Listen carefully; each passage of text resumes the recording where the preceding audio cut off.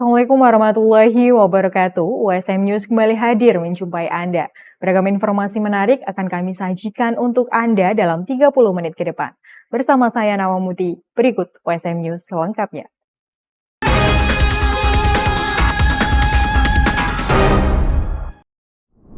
Winter Camp USM tahun 2024 sukses terselenggara beberapa waktu yang lalu.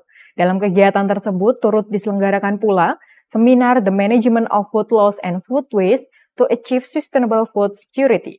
Seminar ini juga menjadi sarana untuk berbagi pengetahuan dalam implementasi Sustainable Development Goals atau SDGs. Salah satu rangkaian kegiatan yang menonjol dalam Winter Camp USM 2024 adalah seminar The Management of Food Loss and Food Waste to Achieve Sustainable Food Security. Acara yang diselenggarakan pada Minggu 25 Februari 2024 di kawasan Desa Wisata Lerep, Ungaran, Kabupaten Semarang dengan menghadirkan Dekan Fakultas Teknologi Pertanian USM, Profesor Dr. Insinyur Haslina MSI sebagai narasumber utama. Seminar ini merupakan bagian dari upaya International Office Universitas Semarang dalam memperkenalkan isu-isu penting mengenai keberlanjutan pangan kepada peserta, baik mahasiswa lokal maupun asing. Dalam seminar ini, Profesor Dr. Insinyur Haslina MSI, Dekan Fakultas Teknologi Pertanian USM, diundang sebagai narasumber utama. Dalam paparannya, Profesor Haslina menyampaikan bahaya serius yang ditimbulkan oleh sampah makanan, baik dalam bentuk food loss maupun food waste, terhadap keberlanjutan pangan di Indonesia. Beliau menyoroti pentingnya upaya bersama dalam mengelola food loss and waste, bukan hanya untuk kesehatan masyarakat dan ketahanan pangan, tetapi juga untuk menjaga keberlanjutan lingkungan. Semoga kita semua, utamanya Indonesia dan dunia, akan peduli terhadap limbah makanan atau sampah makanan yang semakin hari semakin memprihatinkan, karena tentu saja kalau ini kita biarkan tentu akan berdampak negatif bagi lingkungan.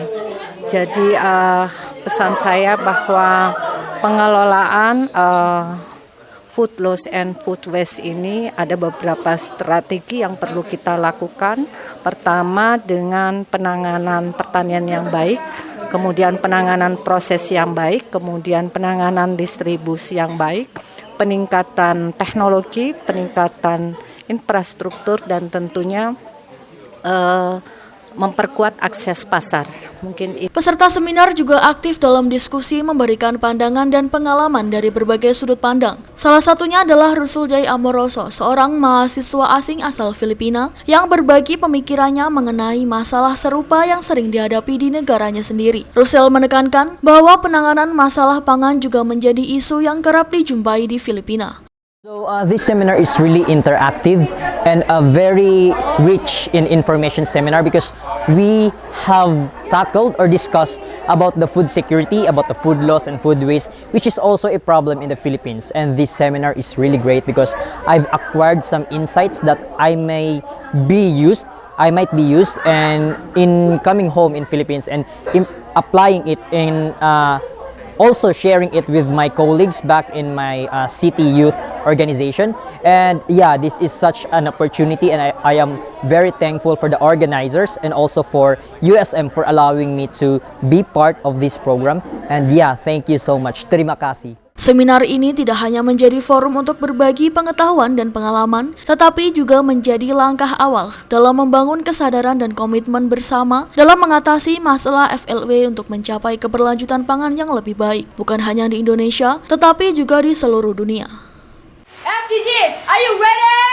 Yes, yes, yes, let's make a change! USM Jaya!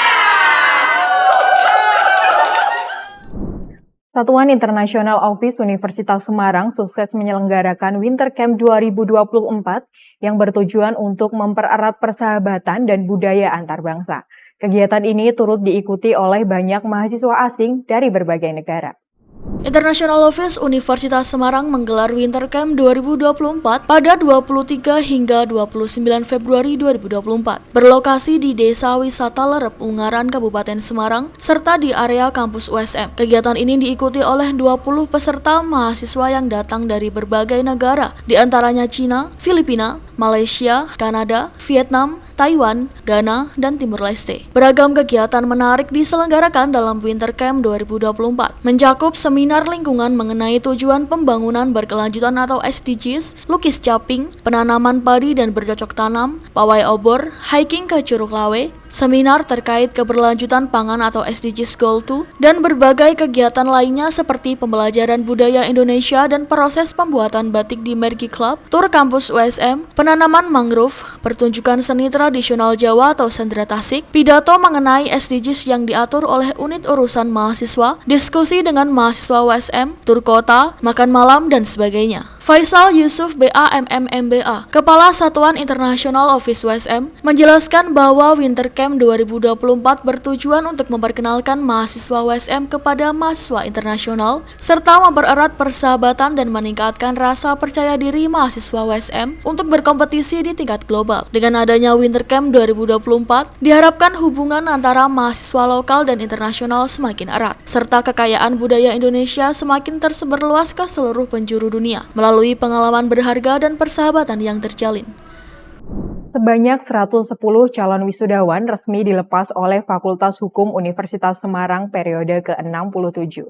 Raihan ini juga menambah jumlah lulusan Fakultas Hukum Universitas Semarang yang tersebar di berbagai tempat.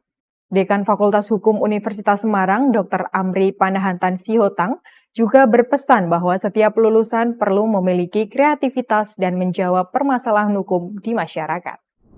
Fakultas Hukum Universitas Semarang merayakan pelepasan calon wisudawan periode ke-67 di Gedung Auditorium Insinyur Wijatmoko USM pada Kamis 29 Februari yang lalu. Acara yang dihadiri oleh tokoh penting dalam lingkungan akademik USM, termasuk Wakil Rektor 3 USM Dr. Muhammad Junaidi SH MH, Dekan Fakultas Hukum USM Dr. Amri Panahatan Siotang SSSH MHum, dan lain-lain, yang turut memberikan penghormatan bagi 110 calon wisudawan yang telah merampungkan masa studinya. Dekan FH USM Dr. Amri Panahatan Sihotang SSSH MHum turut menegaskan bahwa mahasiswa perlu untuk memiliki kreativitas dalam menjawab permasalahan yang ada di masyarakat. Mahasiswa jangan hanya mengandalkan IP dan lulusan dari perguruan tinggi mana, tetapi mereka juga harus peka pada lingkungan, berinovatif dan kreatif, apalagi banyak sekali permasalahan-permasalahan hukum yang ada di dalam masyarakat ini, sehingga mereka bisa mengoptimalkan ilmunya kepada masyarakat. Sebagai wisudawan terbaik kelas pagi Fakultas Hukum dengan indeks prestasi kumulatif 3,95, Amelia Mairani mengucapkan terima kasih kepada para dosen dan orang tua atas dukungan serta bimbingan yang telah diberikan selama ini. Pertama ya, saya mengucapkan terima kasih alhamdulillah ya karena diberi kesempatan menjadi lulusan terbaik. Saya merasa senang dan saya merasa bahwa ini merupakan suatu asesmen saya sebagai Fakultas Hukum Universitas Semarang. Jadi kalau boleh tahu, lulus dengan IPK berapa? 3,95. Nah ini selama kuliah, apa aja sih yang dilakuin kok bisa sampai jadi lulusan terbaik? Yang pertama, masuk setiap hari ya Kak, jangan ada matkul yang skip. Kemudian mengerjakan semua tugas-tugas yang diberikan oleh dosen, aktif di kelas terutama. Kemudian kalau bisa kita rajin berpendapat dalam kelas selama pembelajaran. Pelepasan calon wisudawan Fakultas Hukum USM periode ke-67 bukan hanya menjadi momentum untuk merayakan kesuksesan akademik, tetapi juga sebagai tonggak awal bagi para lulusan untuk menerapkan pengetahuan dan keterampilan yang mereka peroleh dalam masyarakat. Dengan integritas, komitmen, dan semangat yang tinggi, mereka diharapkan dapat memberikan dampak positif bagi dunia sekitar dan membawa nama baik Universitas Semarang ke tingkat yang lebih tinggi. Fakultas Psikologi Universitas Semarang melepas sebanyak 115 calon wisudawan pada Rabu yang lalu. Selain itu, dengan adanya sebanyak 69 lulusan yang menyandang predikat kumlot juga turut menunjukkan keseriusan fakultas untuk menciptakan lulusan yang unggul dalam akademis juga soft skill. Sebanyak 115 calon wisudawan dilepas oleh Fakultas Psikologi Universitas Semarang pada pelepasan calon wisudawan Fakultas Psikologi periode ke-43 di Hotel Seto Semarang Rabu yang lalu. Acara yang dihadiri oleh para tokoh penting dalam lingkungan akademik USM, termasuk Wakil Rektor 1 Profesor Dr. Insinyur Sri Budi Wayunisi, MP, Dekan Fakultas Psikologi USM Profesor Dr. Rini Sugiyarti, SPSI MSI Psikolog, Ketua Senat USM Profesor Dr. Hardani Widiasuti, MM Psikolog. Wakil Dekan Fakultas Psikologi Dr. Erwin Erlangga, SPD MPD, berpesan agar mahasiswa dapat menjalin relasi dengan fakultas. Harapan kami bisa segera dapat kerja, bisa membanggakan Fakultas Psikologi USM, dan nantinya bisa kembali lagi untuk membantu adik-adiknya untuk bisa mendapatkan pekerjaan yang layak dan sesuai dengan profil lulusan kami. Psikologi selalu di hati, jangan pernah untuk pulang dengan malu, tapi dengan bangga, seperti itu. Sebanyak 115 calon wisudawan telah berhasil menyelesaikan studi mereka, dengan 69 diantaranya meraih gelar cum laude. Hal ini menunjukkan dedikasi serta komitmen yang tinggi dari para mahasiswa dalam mengejar kesuksesan akademik. Menjadi wisudawan terbaik, Sasa turut mengungkapkan perasaan senangnya dan menyatakan rasa terima kasihnya atas bimbingan yang selama ini ia dapatkan. Alhamdulillah pastinya senang banget karena skripsi juga gak mudah ya. Jadi banyak proses yang udah dilewatin dan pastinya bersyukur banget ada di tahap ini. Pesannya pokoknya tetap harus semangat, apapun hal yang akan kita lewati ke depannya, kita tetap yakin kita pasti bisa. Dua bocah tewas di embung Desa Jambon, Kecamatan Pulau Kulon, Grobogan, Jawa Tengah. Sebelumnya, dua bocah itu dicari oleh orang tuanya karena tidak ada di rumah. Imam Wahyudi 6 tahun dan Sidkul Wafa 4 tahun ditemukan tewas di embung Dusun Kerajaan Desa Jambon, Kecamatan Pulau Kulon, Grobogan sekitar pukul 11 siang. Sebelumnya, Kasiem ibu Imam mencari anaknya karena sejak pukul 9 pagi tidak berada di rumah. Kasiem kemudian mencari sampai di embung sekitar 300 meter dari rumahnya. Di sekitar embung, Kasiem mendapati dua sepeda milik anaknya dan milik Sidkul. Setelah dilihat, Imam sudah mengambang di embung. Seketika Kasiem berteriak, Imam langsung dievakuasi dan dibawa ke Puskesmas Pulau Kulon 2, namun ternyata sudah tidak bernyawa. Sedangkan jenazah Sidkul berhasil ditemukan di dasar embung sedalam 3,5 meter 10 menit kemudian. Dengar apa, Pak? Dengar itu orang minta tolong. Saya lompat lari langsung. Terus langsung mendapati berapa orang waktu itu? Baru satu itu yang ngambang. Terus cari lagi? Cari lagi, warga berkerumun datang, ikut bantu nyari. Selang berapa menit? Udah ada 10 menit nggak ada ketemu kan. Terus saya naik terus saya nyari solusi. Saya keliling dulu ya. Embung tuh saya kelilingi, siapa tahu ntar udah kebawa angin, udah ngambang kebawa angin gitu kan. Setelah saya kembali ke titik itu, saya tuh nggak panjang lebar, langsung terjun langsung lagi. Ketemu lagi? Pagar embung kondisinya sudah rusak sehingga dengan mudah anak-anak masuk. Sebenarnya, pihak desa sudah menganggarkan dana perbaikan tahun ini, namun belum sempat diperbaiki, dua bocah sudah tewas tenggelam di embung. Untuk tahun ini itu sudah kami anggarkan untuk istilahnya perbaikan dalam arti kan karena itu pagarnya kan sudah rusak.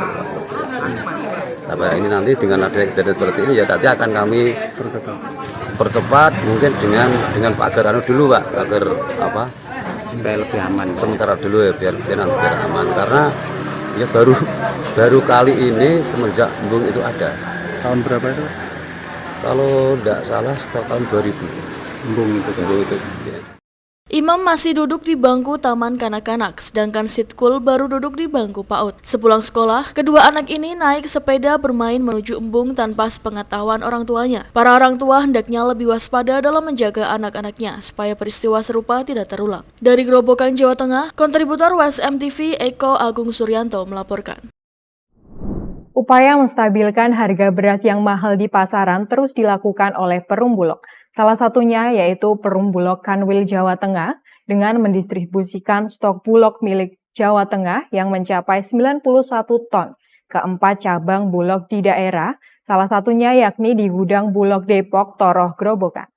Perumbulok akan menggunakan stok beras tersebut melalui penyaluran bantuan pangan, penyaluran komersial, dan penyaluran beras SPHP untuk operasi pasar yang didistribusikan ke pasar tradisional, toko mitra Bulog, serta retail untuk mengendalikan harga beras di pasar yang mahal.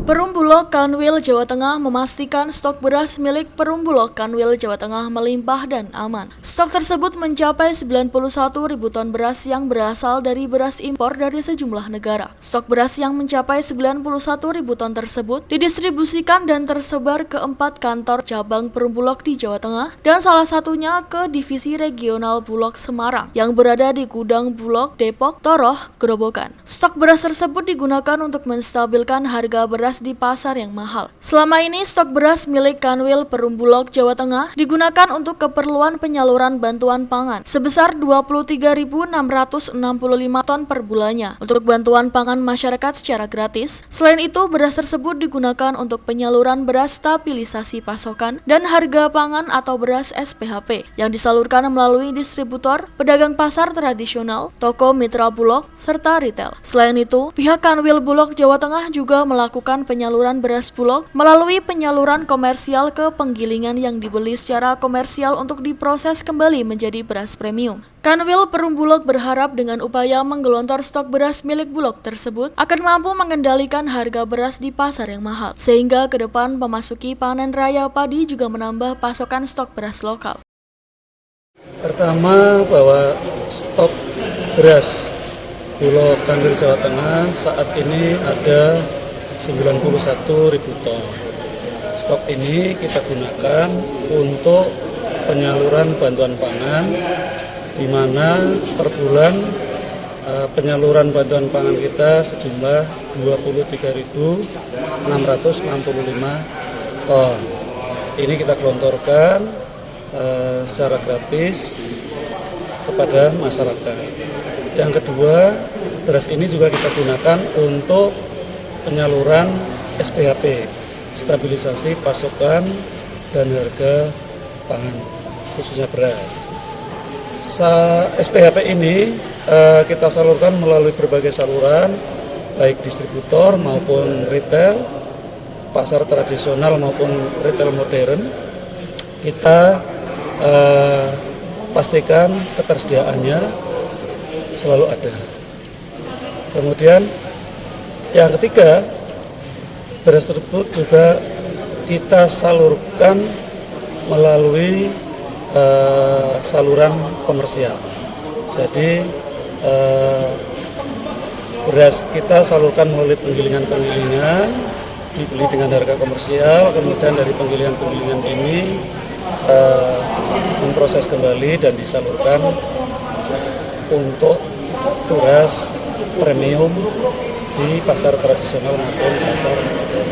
Jadi harapannya dengan penyaluran tersebut, baik bahan pan, SPHP maupun penyaluran komersial, ini nanti akan terjaga ketersediaannya sehingga nanti akan mengendalikan harga.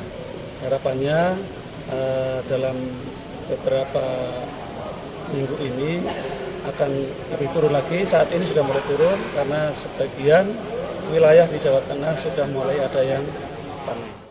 Saat ini untuk harga beras di Grobogan melejit. Untuk beras medium yang awalnya 11.000, kini mencapai 15.000 hingga 16.000 rupiah. Sementara untuk beras premium yang awalnya 14.000, kini menjadi 17.500 hingga 18.500. Pihak Bulog berharap dengan adanya pasokan beras SPHP ke pedagang pasar tradisional dan retail mampu menekan dan menstabilkan harga beras di pasar. Dari Grobogan, Jawa Tengah, kontributor WSM TV Eko Agung Suryanto melaporkan. Melejitnya suara Prabowo Subianto dalam Pilpres 2024 diyakini sebagai akibat dari efek ekor jas dukungan Jokowi. Hal ini diungkapkan oleh dosen FISIP UB Wawan Sobari. Menurut Sobari, berdasarkan hasil survei, Jokowi mampu memberikan efek kepada kenaikan suara PSI dan kenaikan suara bagi Prabowo Subianto, sehingga mampu menang satu putaran berdasarkan hasil hitung cepat.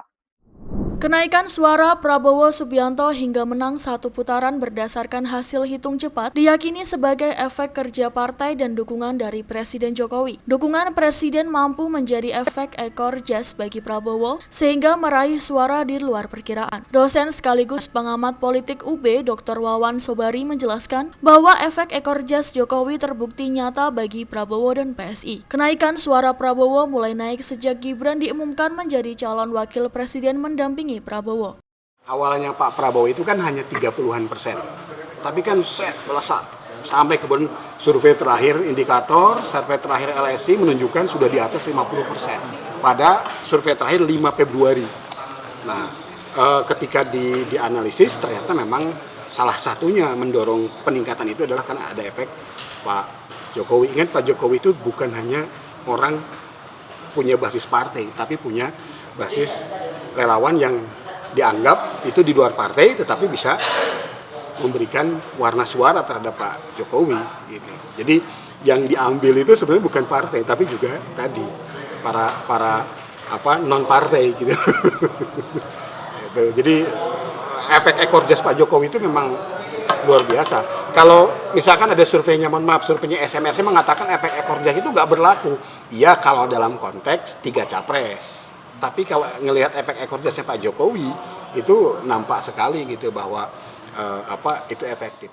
Efek ekor jas inilah yang kemudian diterjemahkan dengan dukungan dari para relawan atau masyarakat yang non-partai untuk memilih calon yang didukung oleh Jokowi dalam Pilpres 2024. Dari Malang, tim liputan UB TV untuk USM TV.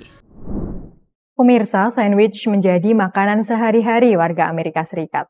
Seorang diaspora Indonesia, Joko Waskito, meyakini bahwa bisnis sandwich dapat menjadi pilihan yang menjanjikan.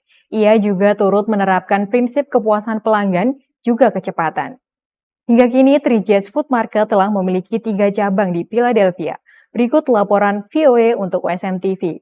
Informasi ini sekaligus menutup perjumpaan kita hari ini. Saksikan terus USM News hanya di USM TV. Saya Nawa Muti dan seluruh kru yang bertugas pamit undur diri. Terima kasih. Wassalamualaikum warahmatullahi wabarakatuh. Jadi bisnis ini kita kecepatan. Karena kita kan kalau lunch ini kan kita harus cepat. Kita bisa make money kalau makanan kita keluar cepat. Tak main-main, pesanan makanan harus selesai dibuat dalam waktu 1 hingga 2 menit. Kecepatan memang menjadi kunci dalam menjalankan bisnis boga seperti di 3J's Food Market. Food Market, tetapi kalau di sini Food Market kita punya makanan namanya deli. Jadi deli ini adalah makanan yang tiap hari dimakan oleh orang Amerika. Jadi 3J's Deli ini seperti kalau di Indonesia seperti minimarket. Halo, perkenalkan, nama saya Joko Waskito. Saya lahir dan besar di Surabaya, tetapi sekarang saya merantau ke Amerika. Saya mempunyai bisnis 3J's Food Market. Kita sekarang punya 3 locations di Philadelphia, Pennsylvania. Diambil dari nama ketiga anaknya, James, Justin, dan Jacqueline, Joko Waskito merintis 3J's Food Market tahun 2010 setelah diyakinkan rekan bisnisnya bahwa ini adalah usaha yang menjanjikan karena sandwich merupakan makanan sehari-hari warga Amerika. Tantangan yang paling besar dalam bisnis ini sebenarnya customer.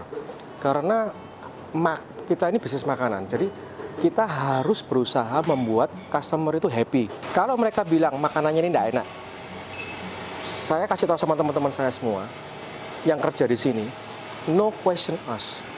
Kita tidak menanyakan sama mereka kenapa nggak enak. Kita kembalikan ke customer. Mereka mau uang kembali atau mau mereka makanan yang diganti yang lain. Kepuasan pelanggan memang ditekankan kepada seluruh karyawan 3J's Food Market yang mayoritas adalah diaspora Indonesia agar pelanggan merasa dihargai. Selain itu, keramah tamahan juga menjadi ciri khas di minimarket ini. Saya selalu sapa orang. Tiap kali orang datang, saya selalu sapa. Ini diakui pelanggan setia seperti Janet yang dapat mampir beberapa kali dalam sehari. So, how many times you came here today already? Is this second time? This is my second time. These are the best. I'm here every day. They're like my family. Sementara bagi Sasha Weinman, dari sekitar 50 jenis sandwich dan burger yang dijual antara 8 hingga $15, menu vegetarian dan vegan lah yang membuatnya tak bosan datang ke sini. They just have such a great selection and They're really friendly. I'm vegetarian and it has a lot of vegetarian options, which is why I come here the most because it's delicious, it's super convenient. Dengan target 350 hingga 450 pelanggan di toko ini setiap hari, serta bisnis yang terus berkembang di 2 toko lainnya, Amerika menurut Joko adalah land of opportunity untuk menggapai kesuksesan. Kita ya pokoknya kita berusaha yang terbaik, harus punya suatu konsep yang jelas. Pangsa pasar mana yang kita bidik, dan kita juga harus mempunyai beberapa orang yang ahli atau at least kita sendiri yang punya experience di bisnis itu. Tentunya sepanjang ada kemauan dan dibarengi dengan kerja keras. Dari Philadelphia, Pennsylvania, tim VOA.